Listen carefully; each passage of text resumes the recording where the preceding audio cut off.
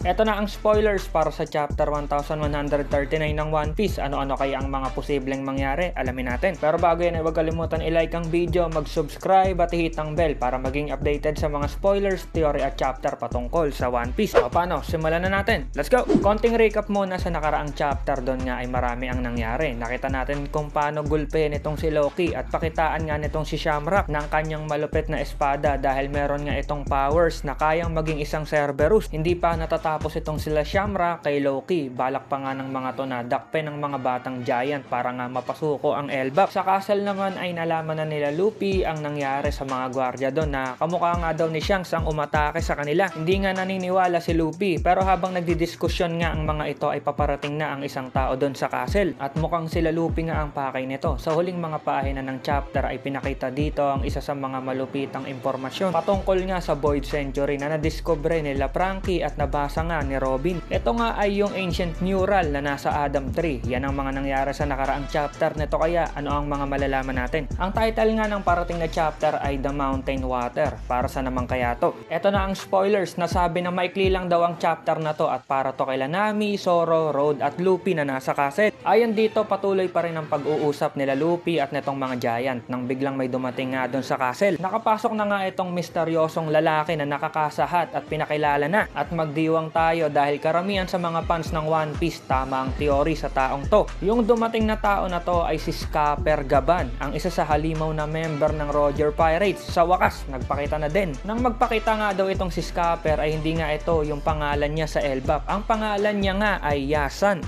Bakit kaya ganon? Baka siguro iniba niya dahil nga bagong buhay sa Elbap. Sinabi din na itong si Scapper ay ang asawa ni Ripley at ang tatay ng batang si Colon. Sinabi nga ni Scapper na siya daw ang Minister of Love. Habang nagpapakilala nga si Scapper kay Luffy ay inaya nito ang mga bida natin sa treasure room nung castle. At nandun pala yung susi para nga sa kadena nitong si Loki. Sa ibang dako naman tayo. Andito tayo sa nagaganap na party. Sinabi ng ilang mga giant kay Usopp at sa ibang mga bida natin na itong si Scapper Gaban ay nakatira sa Elbap. Ito nga daw yung leftman ng Pirate King na si Roger at ang isa sa mga legendary pirate na pumapantay sa kasikatan nila Roger at ni Dark King Rayleigh. Kung kilala si Gaban na leftman ni Roger ay malamang na malakas to na posibleng papantay din sa lakas ni Rayleigh. Sa kasikat din pala tong si Gaban. Hindi lang siguro na may mention sa mga chapter pero sa mundo ng One Piece sikat pala si Gaban. At dito ko din napagtanto na si Scapper Gaban ang sinasabing lurking legend. Hindi naglalakbay sa ibang dako ng mundo pero naglalakbay sa Elbap. Ngayon, alam na natin. Sa huling page ng chapter ay itong si Scapper ay tinanong si Luffy na kung gusto daw nitong makuha ang susi para kay Loki. Pero bago daw mangyari yon, kailangan daw muna nitong labanan na talunin si Scapper Gaban. End of the chapter. Break next week. Okay, isang malupit na spoiler ang nakita natin at sa wakas, nagpakita na ang isa sa monster trio ng Roger Pirates na si Scapper Gaban. At nako, nakaka-excite to dahil nakilala na ni Luffy si Scapper. Pero mukhang maglalaban itong dalawa para nga dun sa susi. At yon ang gusto natin para